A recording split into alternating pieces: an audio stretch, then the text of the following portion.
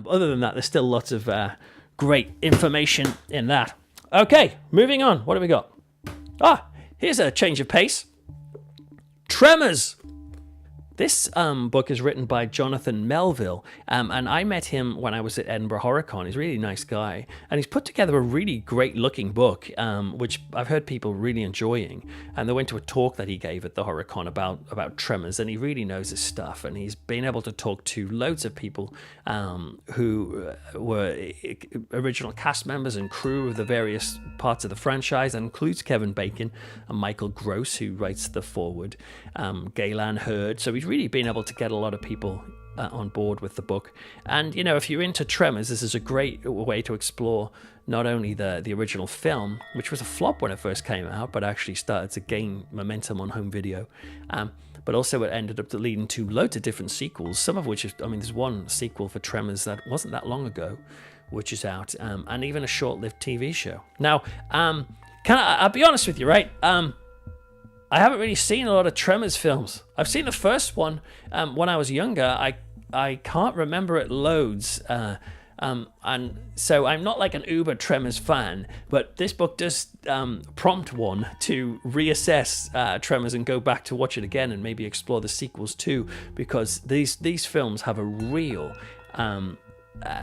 dedicated fan base. They really do resonate with people. Okay, what have we got up next? Killian Gore. Killian Gore, he's another guy from the HorrorCon that I met. I've met him a few times now. We sort of hung out because we're often, when I'm doing book signings, we often seem to be in the same kind of table area. But this is cool. He writes horror quiz books. And if you want to test out your knowledge of horror, test out your friends, or just get somebody to buy a book for you and you get them to ask you the questions so you can impress them or impress yourself, then he does loads of horror books. He does them on specific films. For example, there's the one for Plan 9 from Outer Space. Questions all about that film. He does ones for The Shining, for what else do you do? Evil Dead, The Burbs, a whole bunch of different film-specific films, books. But he also does other ones like this, which is the kind of the huge horror movie quiz book. And it's cool. Just a very quick, here's one from The Thing. In which other John Carpenter movie does the original The Thing from Another World appear on television? I know the answer. Do you? On this one, what is the original title of the 1985 slasher movie, The Mutilator? I know that answer too. Hooray for me. But mind you, there are some questions in this that I struggle to answer. So it's got a good mix of easy-ish to middling to actually quite challenging. Really worth checking out. The Killian Gore is a really nice guy. He's a lovely bloke. And his books are lovingly put together. He's done some fiction too, by the way. So you can check that out as well. What's next? Oof, time for heaviness again. Here we go. Let's go classic. Dante's Divine Comedy. Look at the size of that. That looks like a normal sized book, and I'm just a sort of really tiny midget or something. But Dante's Divine Comedy with the classic illustrations by Gustave Doré. Now, I've talked about this book a little bit in my video about depictions of hell, and of course, this is the famous and infamous story of someone being guided through hell to experience what it's like, and then through purgatory and then through paradise. Got to be honest with you, the best bit's the hell bit. That's the bit with all the sort of action going on. Purgatory's not that bad. Paradise, by contrast, is kind of a little bit tedious because really it's the hell stuff that resonates so much. I think that's because hell just makes sense to us in many ways. The idea of perfection and constant loveliness is it can feel iffy to us. I think we can struggle with the idea and think, I can't get my head around the idea of utter perfection. But we do know what it's like to be in pain, and we do want to know what it's like to be burned alive. We can imagine it at least because we felt physical pain. And so therefore I think it's easier for us to connect and understand the darker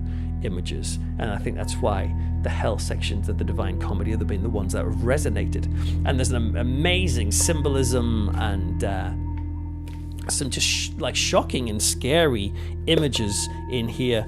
And obviously the language is old, but you can read through this and get some really quite strong, amazing ideas.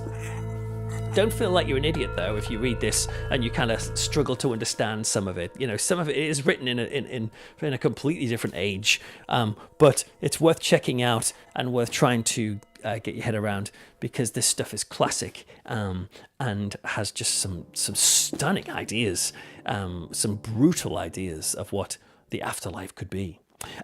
Milton's Paradise Lost. I read this at school, I remember. Not this version, not this size version. I read it in a smaller, just, classic edition. But this is, again, the complete and unabridged version with illustrations by Gustave Doré.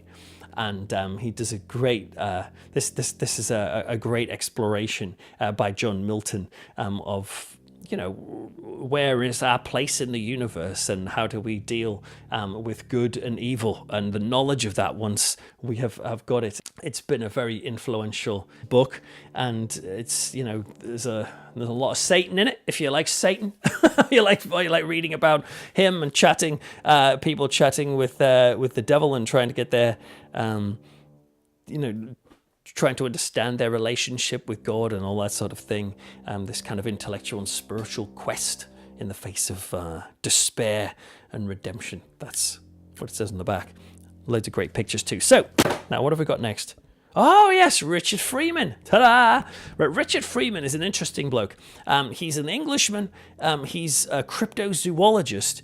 And I mean, if you're not sure what that is, that means it's a study of hidden animals. And he travels around the world, hunting for the Mongolian death worm, or for Sasquatch, Bigfoot, and all that sort of thing. He really is a bit of a kind of luminary in the world of monster hunting, and takes it very seriously and explores it. I think it's great that he does that, and it's really cool, the sort of stuff he gets into. So he really knows his stuff. But as well as being a cryptozoologist, he also has a really great love of classic horror. And he and I have chatted a few times. We've met him a few times now.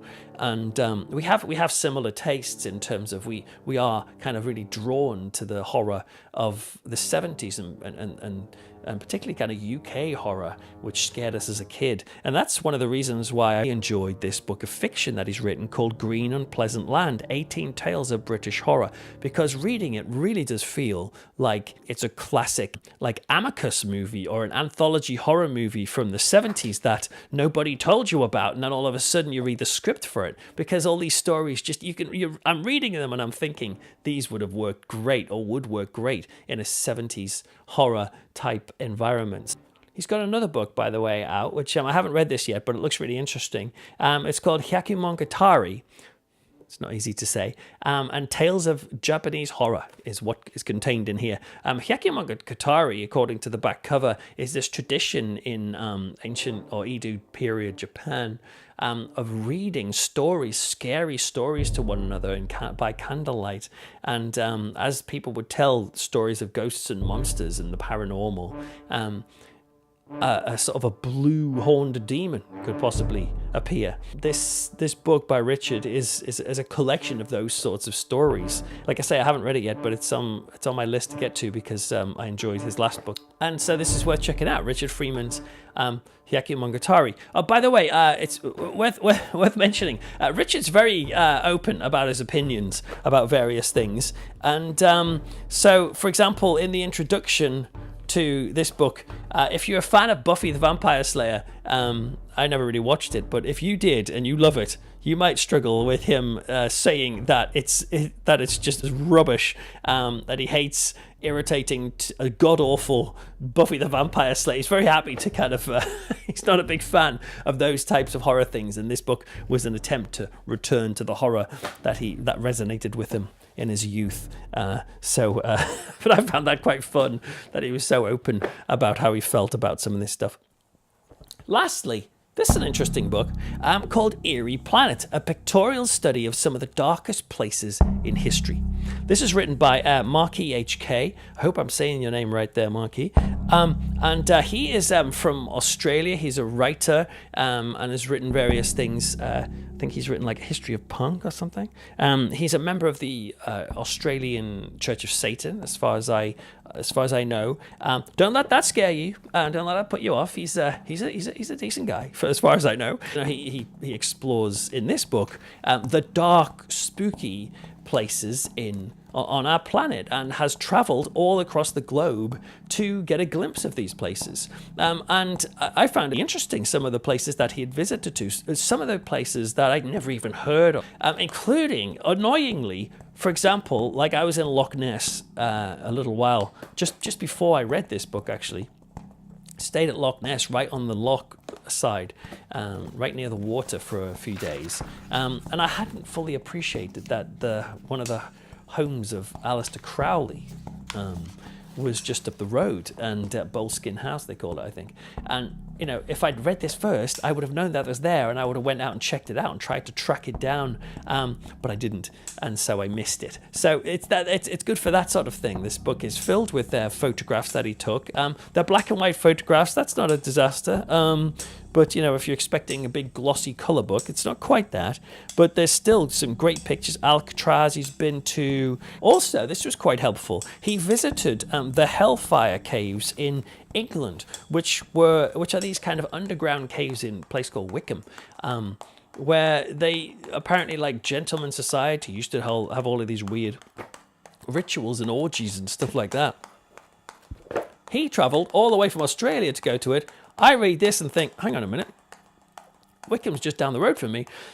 It's about an hour away. And so I hopped in the car, drove down, and because of the recommendation of this book, went to visit the caves and really enjoyed it and found it interesting, and made a video actually while I was down there. So I should probably put that together, edit it sometime, and let you see that. But yeah, anyway, it's worth checking this out if you're interested in this sort of thing. It's not, it won't take you a long time to read, despite the fact that it's quite a big sort of coffee table size book. A lot of it is pictures, and so there isn't stacks and stacks of writing. That didn't bother me, but it will bring up some really interesting parts of the world you might never have realized were there and were spooky, and you might want to check those out. Oh, by the way, he's got a new book coming out. I haven't seen what it looks like yet, but it's about horror movies. I've contributed a little section to that book, which is about horror remakes.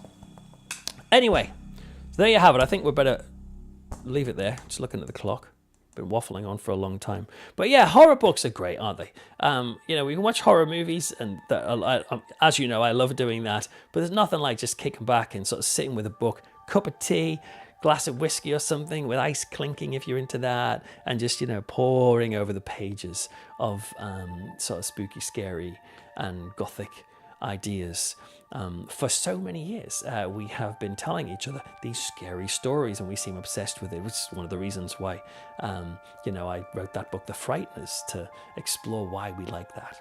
And we consistently do. These books keep getting released, and these old books, of Frankenstein, of Paradise Lost, Edgar Allan Poe, written hundreds of years ago, and yet what? They keep getting reprinted and reprinted and reprinted again, because we are drawn to the morbid.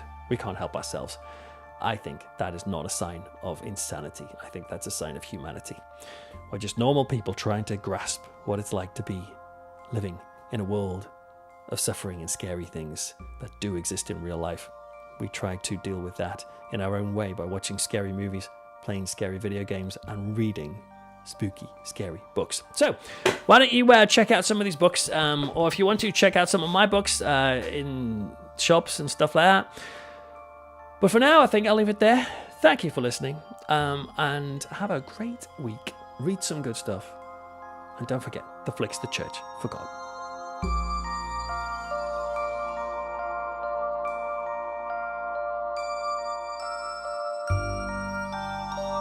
Oh, he's got another book out. I haven't read this one yet. This is an interesting looking one, which is called Hayakum... No.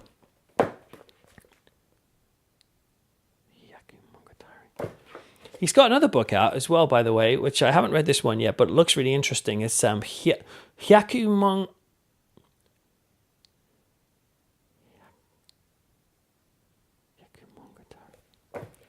He's got another book, by the way, out, which I haven't read this yet, but it looks really interesting. It's called Hyakumonogatari. It's not easy to say.